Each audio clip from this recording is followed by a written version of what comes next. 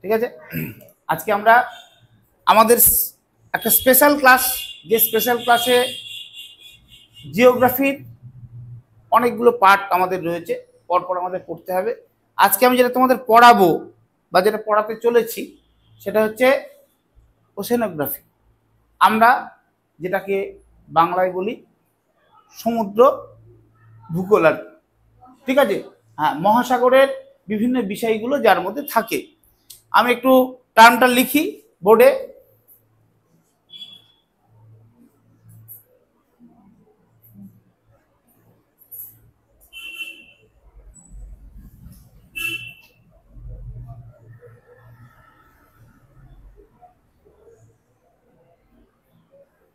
Oceanography হচ্ছে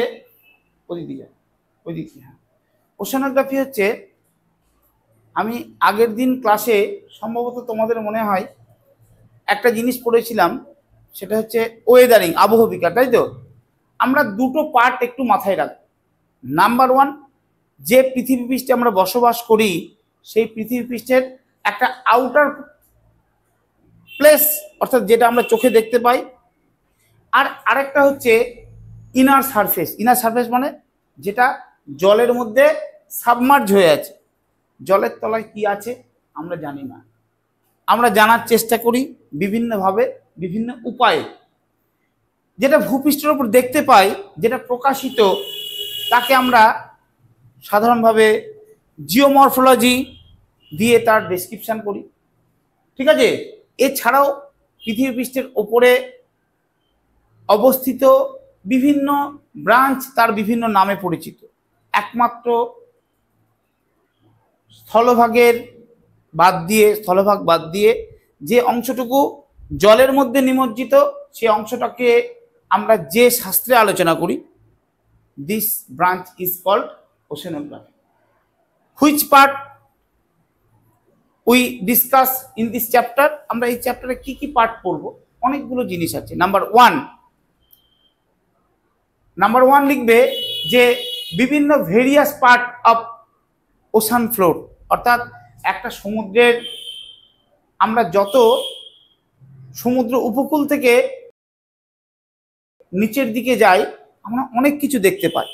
সে যে জিনিসগুলো আমরা দেখব, আমি সেই জিনিসগুলো একটা ছবি আঁকবো প্রিলিমিনারি একটা বোর্ডে, তারপরে আমি একটু দেখাচ্ছি। ওশান ফ্লোর,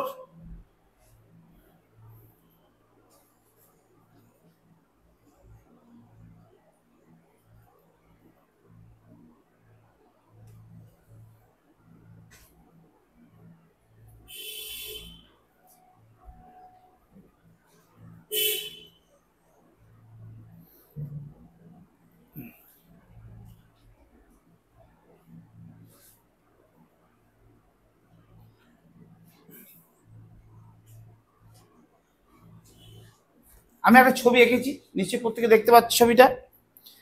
একটা পার্ট যেটা সি লেভেল থেকে অনেকটা উঁচুতে, আর একটা পার্ট সি লেভেলের নিচে।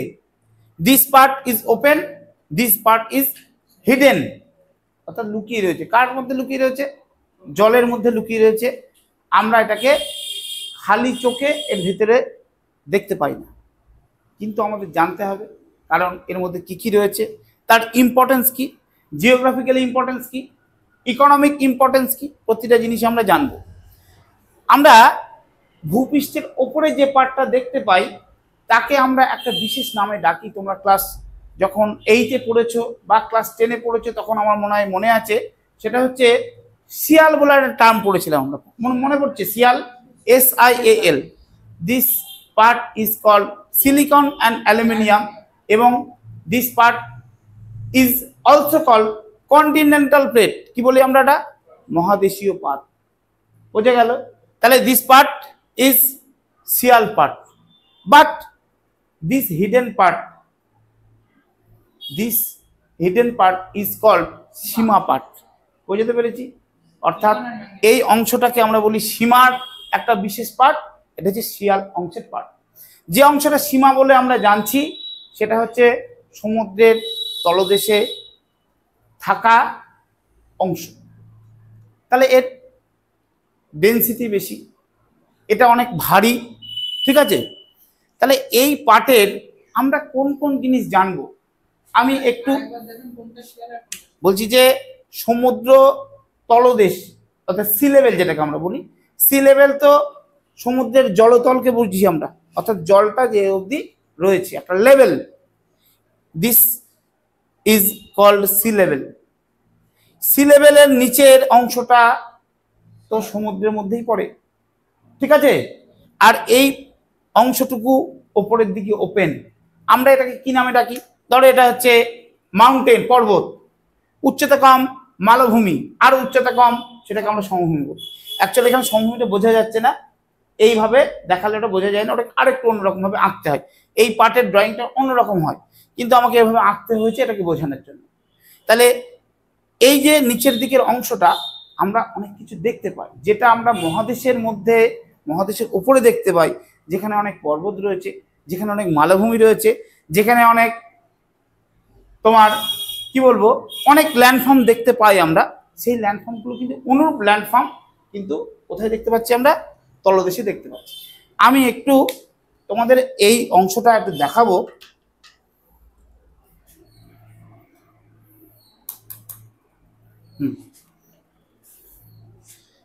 আমি নিশ্চয়ই অ্যাকচুয়াল আমাদের প্রজেক্টর হলে ভালো হয়, নেই তার সাবস্টিটিউট ব্যবস্থা। এখানে আমরা একটা জিনিস দেখতে পাচ্ছি, এখানে যে টার্মটা লেখা আছে সেটা হচ্ছে কন্টিনেন্টাল সেলফ, তারপরে টার্মটা লেখা আছে কন্টিনেন্টাল স্লোপ, তারপরে হচ্ছে অ্যাবাইসাল প্লেন, অ্যাবাইসাল হিল, ঠিক আছে। এরকম ধরনের অনেক পার্ট আছে, আমি ওই বোর্ডে ছবিটা এঁকেছি, ওখানেই এটা দেখাবো। এই অংশটা যেহেতু খুব বেশি ভালো করে দেখা যাচ্ছে না, আমাদের একটু অসুবিধা হবে।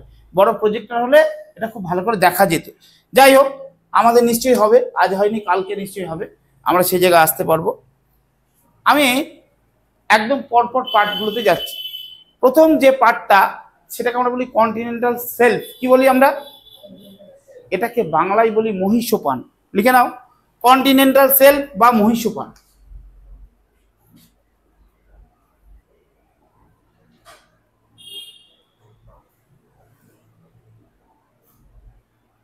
হয়েছে? এখন মহীসোপানটা কি? মহীসোপান হচ্ছে আমরা যেখানে যে অংশটাতে আমরা সমুদ্রের উপকূল বলি, মানে স্থলভাগের, সমুদ্র এবং স্থলভাগের মিলনস্থলকে উপকূল বলি আমরা। এবার উপকূল থেকে আস্তে আস্তে কি হয়, আস্তে আস্তে ঢাল নিয়ে সমুদ্রের দিকে নামে, তাই তো? সে নামাটা স্বাভাবিক। যেটা নামছে সমুদ্রের দিকে সেই মোটামুটি ভাবে 200 মিটার গভীরতা, কথা বললাম আমি 200 মিটার। এই 200 মিটার গভীরতা যুক্ত যে স্থান সমুদ্রের মধ্যে জাস্ট ঢুকছে, সেই অংশটাকে আমরা বলি কন্টিনেন্টাল সেলফ, বাংলায় বলি মহীসোপান।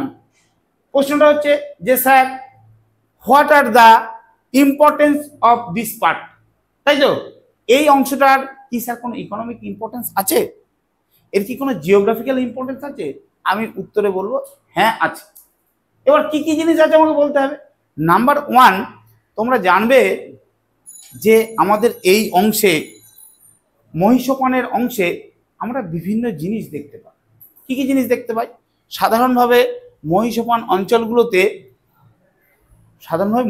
অঞ্চলগুলোতে আমরা সমুদ্রের বিভিন্ন রকম সঞ্চয়, নাম্বার 1, সমুদ্রের বিভিন্ন সঞ্চয়, উপকূলবর্তী অঞ্চল থেকে যে জিনিসগুলো সমুদ্রের দিকে নামছে, সেই নাবা জিনিসগুলোর মধ্যে বিভিন্ন ডিপোজিট মহীসোপানে জমা হচ্ছে, ঠিক আছে।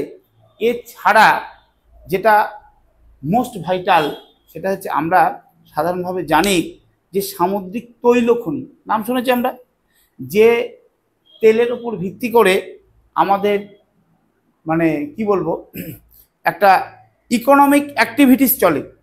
তেল বন্ধ মানে সব কিছু বন্ধ, তাই তো? সেই তেলের প্রধান সঞ্চয় স্থানই হচ্ছে কন্টিনেন্টাল সেলফ, মহীসোপান। বুঝতে পারলাম? এবার হচ্ছে নেক্সট পার্ট, মহীসোপানের থেকে হঠাৎ করে যে ঢালটা সমুদ্রের মধ্যে নেমে গেল, তাহলে মহীসোপান অবধি কিন্তু, ও আরেকটা জিনিস একটু বলতে আমার ভুলে গেলাম, মহীসোপানের যে ঢাল থাকে তার স্লোপ হচ্ছে মোটামুটি 1 ডিগ্রি, কত বললাম? 1 ডিগ্রি, 1 ডিগ্রি মতো ঢাল থাকে মহীসোপান। মহীঢালের ঢাল হচ্ছে আরেকটু বেশি, ঠিক আছে, 3 থেকে 6 ডিগ্রি ঢাল থাকে মহীঢালে, যেটা আমরা ইংরেজিতে এই টার্মটা বলি কন্টিনেন্টাল স্লোপ। একটা গেল, প্রথমটা কি গেল? Continental self. নাম্বার 2 কি যাচ্ছে? Continental slope. এই কন্টিনেন্টাল স্লোপ যে পার্টটা বলছি আমি, এই পার্টটা কিন্তু খুব খাড়া ঢাল। খাড়া ঢালের সুবিধা কি আর অসুবিধা কি? সুবিধার জায়গা হচ্ছে এখানে কোনো কিছু সঞ্চিত হতে পারবে না। কেন পারবে না? ধরো আমি ধরো এই এই অংশে একটা অংশ দেখতে পাচ্ছ, এই অংশে আমি কিছু রাখলাম, কি থাকবে কি থাকবে না? নিশ্চয় থাকবে না। যদি জিনিসটা এরকম থাকে থাকবে, যদি এরকম থাকে অবশ্যই থাকবে, তাই তো? তাহলে কন্টিনেন্টাল সেলফ যেটা বলেছি সেটার ঢাল 1 ডিগ্রি, জাস্ট স্টার্ট হয়েছে অ্যাঙ্গুলার ডিস্টেন্স, থেকে যায়, বিভিন্ন সঞ্চয় এখানে হয়। বাট কন্টিনেন্টাল স্লোপ থাকতে পারে না, বোঝা গেল? তাই অর্থনৈতিকভাবে এই কন্টিনেন্টাল যেটাকে স্লোপ বলছি, এর অর্থনৈতিক গুরুত্ব সেভাবে কিছুই নেই, বুঝতে পারলাম? এবার চলে আসছি আমরা যেটাকে আমরা বলি গভীর সমুদ্রের সমভূমি। হ্যাঁ বলো। তেলের খনিটা থাকে কন্টিনেন্টাল সেলফে, আর কন্টিনেন্টাল স্লোপ হচ্ছে যেখানে ঢাল বেশি, অ্যাঙ্গুলার ডিস্টেন্স যার বেশি, কিন্তু কি হবে না? সঞ্চিত হবে না কিছু। তাহলে তার ইকোনমিক ইম্পর্টেন্স থাকবে কি? ন্যাচারালি থাকবে না।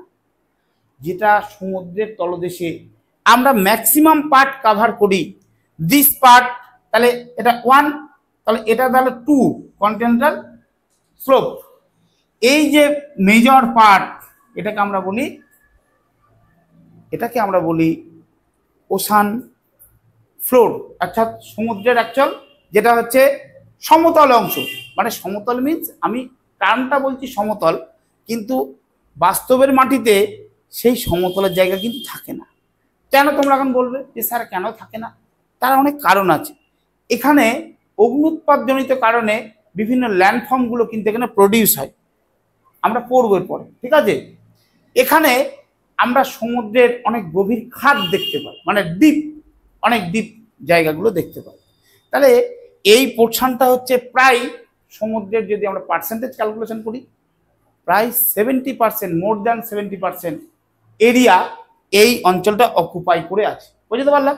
তাহলে দিস ইজ দ্য কোশ্চেন, যে পার্সেন্টেজ অফ এরিয়া কোন পার্টটা মেজর, তাহলে এই পার্টটা সব থেকে বেশি কাভার করে আছে।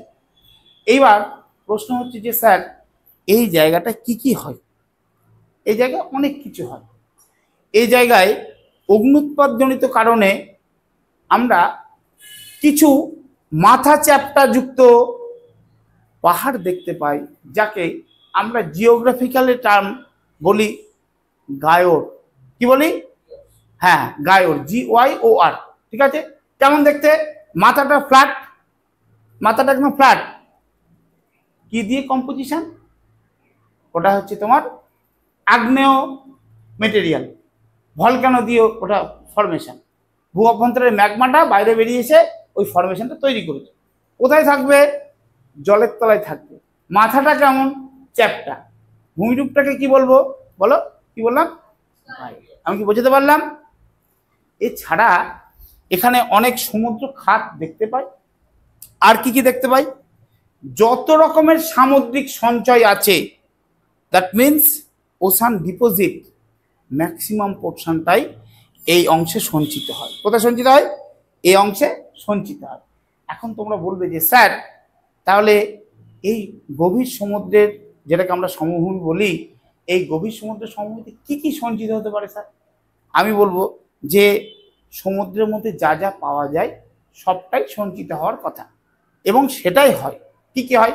সমুদ্রের মধ্যে অনেক প্রাণী আছে যারা জন্মায় সমুদ্রের জলে, আবার মারা যায় সমুদ্রের মধ্যে। মারা গেলে তারা কোথায় যাবে? হাত পা তো নেই যে উপরের দিকে চলে যাবে, যেতে পারবে না। মারা গেল, ডিপোজিটটা আস্তে আস্তে নিচের দিকে সঞ্চিত হলো। সমুদ্রের মধ্যে বিভিন্ন রকমের উদ্ভিদ জন্মায়, বিভিন্ন প্লাঙ্কটন জন্মায়। শুনেছো তোমরা প্লাঙ্কটন? প্লাঙ্কটন হচ্ছে কি, খুব ক্ষুদ্র ক্ষুদ্র বিভিন্ন উদ্ভিদ বা প্রাণীর দেহাবশেষ যেগুলো ফ্লোট করে, ভেসে বেড়ায়, তাই তো, তাকে প্লাঙ্কটন বলে। তাহলে প্লাঙ্কটন, আর কি কি বললাম, বিভিন্ন প্রাণী, আর কি কি বললাম, এছাড়া উদ্ভিদ প্রাণী ছাড়াও ধরো টেরেস্ট্রিয়াল কোনো মেটেরিয়াল, বাইরে থেকে কোনো উল্কাপিণ্ড পড়লো, কোথায় পড়বে, সমুদ্রের মধ্যে, যাবে কোথায়, কোনো ভলক্যানিক ইরাপশন হলো, সেই সঞ্চয়টা কোথায় যাবে, আর কোথাও না, নিচে সঞ্চিত হবে। বুঝতে পারলাম। তাই আমরা যদি ওই গভীর সমুদ্রের সমভূমিতে যাই, কেউ কোনোদিন যাওয়ার সুযোগ হয়, কি করে হতে পারে সুযোগ, যেতে পারছে না, বিজ্ঞান এতটা উন্নত করেছে, নিশ্চয়ই পারবে। সেই বিশেষ ব্যবস্থা নিয়ে অনেকে হয়তো অনেক গভীরেও গিয়েছে, গিয়ে বিভিন্ন রকম ডিপোজিট কালেক্ট করেছে, তার এক্সপেরিমেন্ট হয়েছে। তাই তো আমরা বলি যে গভীর সমুদ্রের মধ্যে মানে সিলিকা জাতীয় বিভিন্ন মেটেরিয়াল, ঠিক আছে, এই এই নাম, তাদের এই এই নামে ডাকা হয়। তাহলে সেগুলো কিভাবে আইডেন্টিফাই করেছি আমরা, সেই মেটেরিয়াল কালেকশন করে তার স্যাম্পল টেস্ট করে করতে হয়েছে, নাহলে তো আমরা তার নামকরণ করতে পারতাম না। বুঝতে পেরেছি। তাহলে এই গভীর সমুদ্রের সমভূমিতে আমরা অনেক কিছু দেখতে পাই, তার মধ্যে একটা গ্রায়োট বললাম, আর এখানে বিভিন্ন ডিপোজিট হয়। এছাড়া বিভিন্ন রকমের উদ্ভিদের দেহাবশেষ বললাম, সেই উদ্ভিদের দেহাবশেষগুলো, প্রাণীর দেহাবশেষগুলো সব কোথায় সঞ্চিত হচ্ছে, সমুদ্রের তলদেশে। এগুলোকে আমরা বিশেষ নামে ডাকি। একটা বিশেষ নাম তোমরা শুনে রাখো, সিন্ধু কর্দ বা উজ, কি নাম বললাম, OOZE, উজ, টানটা লিখে নাও। ইজ হচ্ছে সিন্ধু, উজ হচ্ছে সমুদ্রের তলদেশে বিভিন্ন উদ্ভিদ এবং বিভিন্ন প্রাণীর দেহাবশেষগুলো ডিকম্পোজ হয়ে, মানে পচে গিয়ে একটা কাদার মতো পদার্থ, বুঝতে পারলাম, সেই কাদার মতো যে পদার্থটা সঞ্চিত হয়, সেই পদার্থটাকে আমরা কি নামে ডাকছি, উজ। মনে থাকবে কি নাম ওর, উজ। তাহলে এই উজের সঞ্চয়টাও আমরা গভীর সমুদ্রের সমভূমিতে দেখতে পাই। বুঝতে পেরেছি। এছাড়াও আমরা আরো অনেক জিনিসপত্র এখানে দেখতে পাই, সেগুলোর মধ্যে চুন জাতীয় কিছু সিন্ধু পট, অর্থাৎ যার কম্পোজিশন মেনলি ক্যালসিয়াম কার্বনেট দিয়ে, আর কিছু জিনিস আছে সেগুলো সিলিকা দিয়ে গঠিত। বুঝতে পেরেছি। চুন জাতীয় যে সমস্ত কম্পোজিশন দিয়ে তৈরি, হ্যাঁ, সিন্ধু কর্দ বা সিন্ধু মলও বলে, হ্যাঁ, সিন্ধু কর্দ বা সিন্ধু মল, উজকে বাংলায় বলা হয় সিন্ধু কর্দ বা সিন্ধু মল। হ্যাঁ, যেটা বলছিলাম আমি, যে কিছু চুন জাতীয় আর কিছু সিলিকা জাতীয়। চুন জাতীয় যে সিন্ধু কর্দ, তাকে আমরা বলি, দুটো নাম আছে, তোমরা মনে রাখবে, টেকগ্লো, কি বললাম, টেকগ্লো, কেন, এটা দুটো নাম দিয়ে তোমাদের মনে রাখবে, টে ফর টেরোপড, গ্লো ফর গ্লোবিজারিনা। বুঝতে পারছি।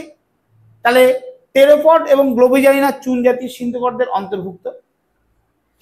চুন চুন অর্থাৎ যেটা ক্যালসিয়াম কার্বনেট তার কম্পোজিশন, টেরোপড এবং গ্লোবিজারিনা হলো। আর সিলিকা জাতীয় কিছু কম্পোনেন্ট দিয়ে আর কিছু সিন্ধু কর্দ গঠিত, তাকে আমরা বলি রেডা। রেডার ফুল ফর্মটা কি, রে ফর রেডিওলারিয়ান, ঠিক আছে, আর ড ফর ডায়াটম। রেডিওলারিয়ান সিন্ধু কর্দ আর ডায়াটম সিন্ধু কর্দ। হ্যাঁ, ভালো হবে নাকি, আচ্ছা ঠিক আছে। আচ্ছা, এখানে তাহলে লিখে দিই আমি একটু, হ্যাঁ,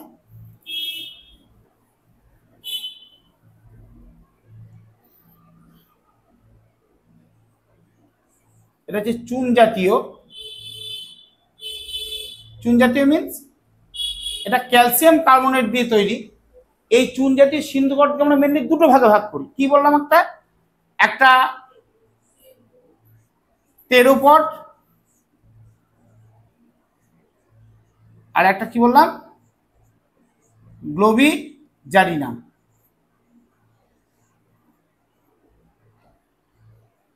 হলো। এই টেরোপড সিন্ধু কর্দটা হচ্ছে চুন জাতীয়, চুন জাতীয় হচ্ছে ক্যালসিয়াম কার্বনেট, কম্পোজিশনটা ক্যালসিয়াম কার্বনেট, টেরোপড, আর এর আমরা কি বলছি, গ্লোবিজারিনা। হলো। এইবার এছাড়া এটা লেখা কি হলো তোমাদের, আচ্ছা আমি একটু মুছছি, আচ্ছা হ্যাঁ বলছি, তাহলে ইংরেজিতে লিখে দেবো আমি।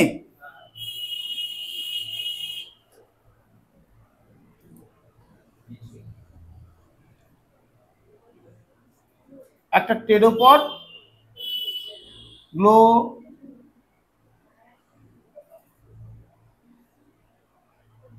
একটু বানানটা একটু দেখে নেবে একবার, হ্যাঁ।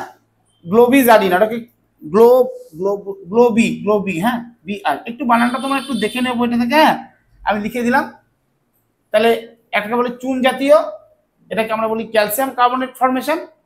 আর আরেকটা হচ্ছে, এটা যদি লেখা হয়ে যায় তারপর আমি নেক্সটটা লিখবো, হচ্ছে লেখা, বুঝলাম এটা। আর আরেকটাকে আমরা কি বললাম, সিলিকা জাতীয়, এটা সিলিকা ফর্মেশন, ঠিক আছে।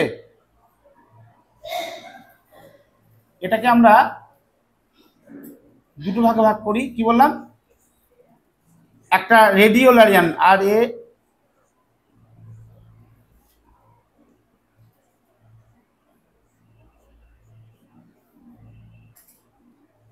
একটু বানানটা তোমরা দেখবে, হ্যাঁ, একটু বানানটা দেখে নেবে, হ্যাঁ।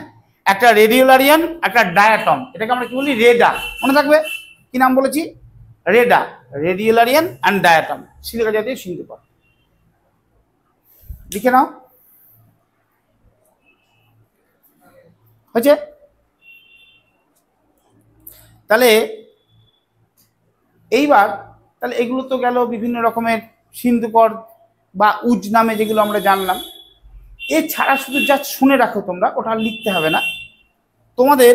ধরো স্থলভাগ যেটা অবক্ষেপ, terrestrial deposit. Terrestrial deposit means আমরা এই যে যত স্থলভাগের বিভিন্ন রকম পদার্থ যেগুলো চূর্ণ বিচ্ছিন্ন হচ্ছে, সেগুলো কোথায় যাবে, সমুদ্রে যাবে। কার মাধ্যমে যাবে, বিভিন্ন নদীর মাধ্যমে যাবে। এগুলো যখন সমুদ্রের মধ্যে সঞ্চিত হয়, this deposit is called terrestrial deposit, বুঝতে পারলাম, নাম্বার 1। এছাড়া এগুলো হচ্ছে বিভিন্ন সোর্সের ওপর বেস করে, আচ্ছা, টেরেস্ট্রিয়াল ডিপোজিট।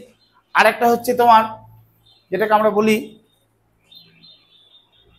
আমাদের যেগুলো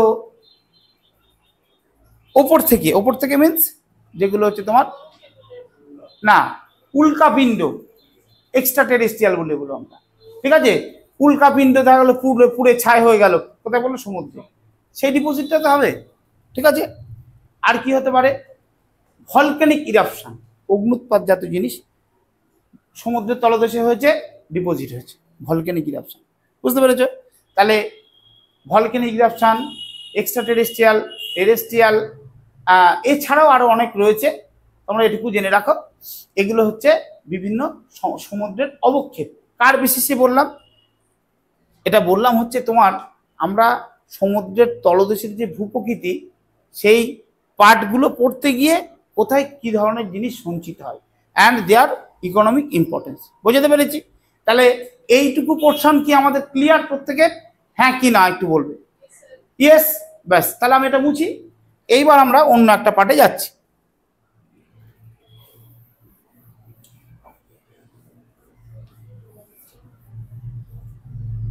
এবার তোমাদের আরেকটা জিনিস আমি শুধু জাস্ট বলবো, হ্যাঁ, সেটা হচ্ছে, দেখবে তোমরা আমাদের এখানে না একটা কাজ করতে হবে, বুঝলে। সামনের দিনকে একটু স্যারকে বলতে হবে, একটা গ্লোব লাগবে, হ্যাঁ, একটা গ্লোব লাগবে। আছে গ্লোব, একটু কেউ আনতে পারবে, দেখো না, তাহলে ভালো হয়। যাও না, কেউ একজন যাও, একটু যাও। আচ্ছা, আমরা একটুখানি, আমি একটা জিনিস একটু দেখাবো তোমাদের, একটু নিয়ে আসুক। আমরা আরেকটা টার্ম খুব জানি, সেটা হচ্ছে সমুদ্র খাত। কি বললাম আমি, ইংরেজিতে বলে ওশান ট্রেঞ্চ। কি বলি আমরা, ওশান ট্রেঞ্চ। এই ওশান ট্রেঞ্চের ফরমেশন, সমুদ্র খাত, এই খাতগুলোর ফরমেশন হচ্ছে এমন একটা জায়গাতে হয়, সেটাও কিন্তু আমাদের সমুদ্র তলদেশের ভূপ্রকৃতি হিসেবেই আমরা পড়ি, বুঝতে পারলাম। এবার ওশান ট্রেঞ্চের ফরমেশনটা পাওয়া গেল।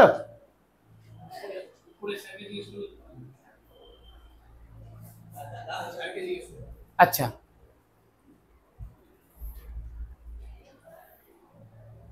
আমরা একটু দেখাবো যে ওশান ট্রেঞ্চের ফরমেশনটা কিভাবে হয়, জাস্ট একটু আমরা শুধু শুনে নেব। তোমাদেরকে আমি দুটো জিনিসের কথা বলেছি, প্লেট ক রকমের হয় বলেছি, একটা মহাদেশীয় পাত, আর একটা যেটাকে আমরা বলি কন্টিনেন্টাল প্লেট আর ওশিয়ানিক প্লেট। এর মধ্যে কোনটা বেশি ভারী তোমাদের মনে হয়? কোনোভাবেই না, কন্টিনেন্টাল প্লেট কোনোদিন ভারী হতে পারে না। এই কারণে ভারী হবে না, কারণ ওর কম্পোনেন্টটা হচ্ছে সিয়াল কম্পোনেন্ট, অর্থাৎ সিলিকন এবং অ্যালুমিনিয়াম। তাহলে সেটা হওয়ার কথা নয়। ঠিক আছে বাবা, সেটা হওয়ার কথা নয়। তাহলে আমরা ওশিয়ানিক প্লেটটা ভারী কেন? Why? Because the component of ocean is silicon and magnesium. বোঝা গেল? Sima component, that is rather than heavier then হচ্ছে তোমার সিয়াল কম্পোনেন্ট। বুঝতে পেরেছি? তাহলে এবার যেটা ভারী, আমরা ধরো আমার দুটো হাত, এই হাতটায় একটা ঘড়ি পড়ে আছি, এই হাতটায় ঘড়ি নেই, তাহলে এটার একটু ভারী হওয়ারই কথা, আর এটা কি একটু হালকা হওয়ার কথা। এই দুটো হাতের মধ্যে যদি আমার যেটাকে আমরা প্লেট টেকটনিক বলি, আমরা পড়াবো তোমাদের পরে, ওই প্লেট টেকটনিক অনুযায়ী নিয়ম হচ্ছে প্লেটের মুভমেন্ট হয়। কার ওপরে হয় মুভমেন্টটা? সাধারণত আমরা অ্যাস্থেনোস্ফিয়ার বলে একটা টার্ম শুনেছি প্রত্যেকে। অ্যাস্থেনোস্ফিয়ার হচ্ছে এমন একটা স্থান যেখানে আমাদের প্লেটগুলো ফ্লোট করে, ভাসে। কেমন জায়গাটা? আমরা নদীতে দেখেছি, সমুদ্র দেখেছি, পুকুর দেখেছি, যেখানে জলের ওপর নৌকা ফ্লোট করে, করে তো? নৌকাটা ভাসে কেন? নিচে জল আছে বলে। নিশ্চয়ই একটা নৌকাকে আমি স্থলভাগের ওপর দিয়ে নিয়ে গেলে সেটা ভাসবে না, ভাসার কথা নয়। প্লেটগুলো কিন্তু ফ্লোট করছে ওই অ্যাস্থেনোস্ফিয়ার আছে বলে। এবার অ্যাস্থেনোস্ফিয়ারের উপর প্লেটগুলো ফ্লোট করছে বটে, কিন্তু প্লেটগুলো মুভ করে কি করে? হোয়াই? কি কারণ? What are the forces? তাদের শক্তিটা কি? কোন শক্তি তাদেরকে মুভ করতে সাহায্য করে? তোমরা কি জানো কেউ? এটা হচ্ছে, হ্যাঁ তুমি বলেছো, কিন্তু ওটাকে একটা জিওগ্রাফিক্যাল টার্ম আছে। জিওগ্রাফিক্যাল না, ওটা ওটা একটা কেমিস্ট্রিতে একটা টার্ম আছে, সেটা হচ্ছে কনভেকশন কারেন্ট। নিশ্চয় শুনেছো তোমরা, যাকে আমরা বাংলায় বলি পরিচলন স্রোত। এই পরিচলন স্রোতের কনসেপ্টটা আমরা বাড়িতেও দেখতে পাই। কোন জায়গায় কি বলতে পারবে? বাড়িতে পরিচলন স্রোত দেখতে পাই আমরা। মা যখন ভাতটা রান্না করে, একটু বাড়িতে হাঁড়িতে একটু খেয়াল করবে যে মা চাল দিয়েছে, জল ফুটছে, এই অবস্থায় ভাতগুলো কিন্তু নিচে যে অংশটা রাদার দ্যান বেশি গরম, হিট যেখানে বেশি, সেখান থেকে ভাতটা এরকম করে ফ্লোট করছে। এইরকম হয় ব্যাপারটা, তাই তো? তাই তো? আমি কি ঠিক